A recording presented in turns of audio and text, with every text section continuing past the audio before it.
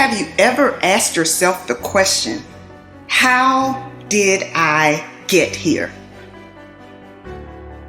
Many times we make subtle decisions that don't seem to be a big deal, but what we often fail to realize is that where you are today is the result of all of the decisions, big and small, that you've made up until this point.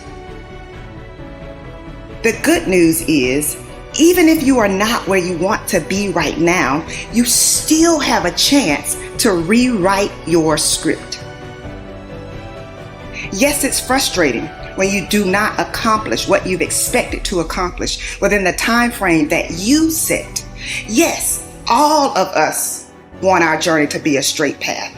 But in actuality, your journey will have unexpected stops. It will have curves, it will have hills, it will have valleys, you will have sunny days, you will have rainy days. But you have to decide.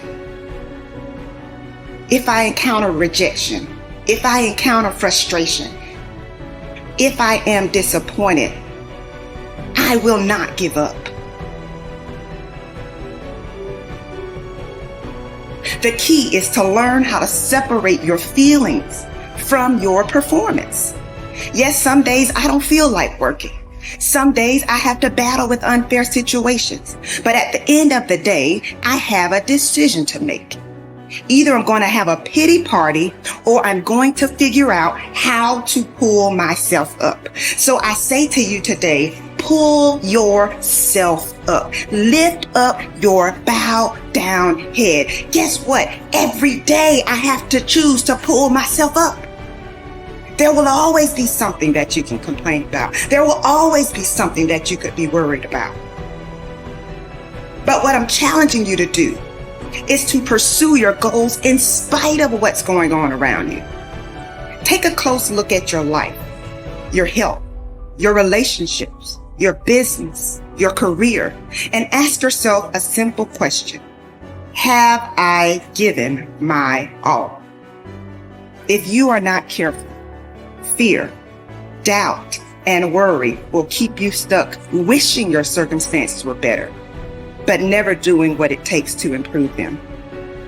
It's time for you to pursue what you really want, not what others want for you, not what others expect from you, but you got to pursue what you really want with everything you've got.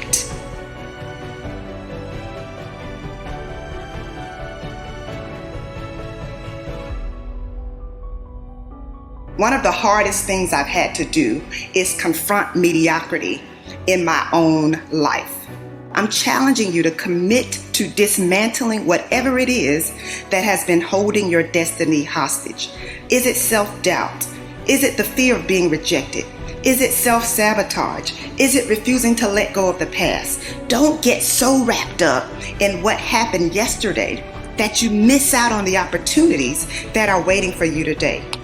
Remember, whenever one door closes, there is another door waiting for you.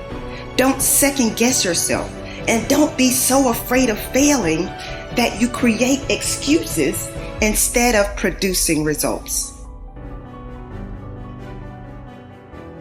After being involved in a physically abusive relationship for 6 years, I had to rewrite my script.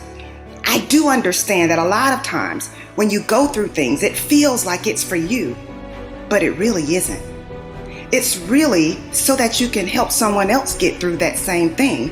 And you can say to them, listen, I made it through, and so can you. I really thought that I would be the last person to do what I'm doing, just because of what I've overcome. What I thought about myself. I did not like myself. I did not like the way I looked. I did not like the person in the mirror. And so I was the person who was in front of everyone else.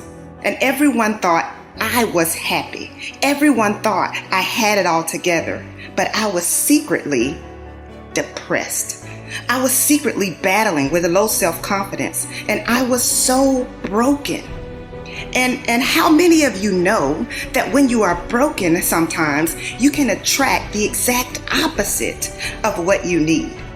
In retrospect, I know why I stayed in an unhealthy relationship for 6 years. In my mind, I could not do any better. In my mind, there was no way that anyone else would be attracted to me. So I stayed. But eventually, I came to realize that I was not lucky to have him, but he was lucky to have me. I came to realize that I deserved better. You see, setting higher standards might mean that you have to wait a little longer than you anticipated, but getting what you deserve will be worth the wait.